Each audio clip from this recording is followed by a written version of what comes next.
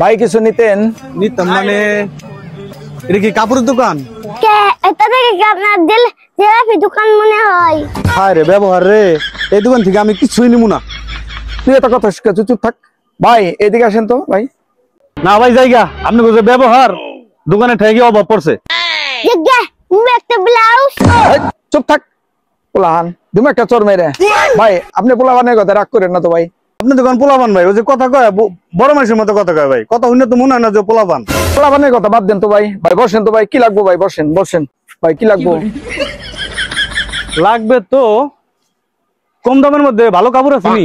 কম দামে আমার ভালো কাপড়, তাহলে আপনি ফুটপাতে যান গা। তুই তাও পেছাল পারস? না ভাই আপনার দোকান থেকে মাল নিব না ভাই, আমি ফুটপাতে থেকে নিয়ে নেই ভাই।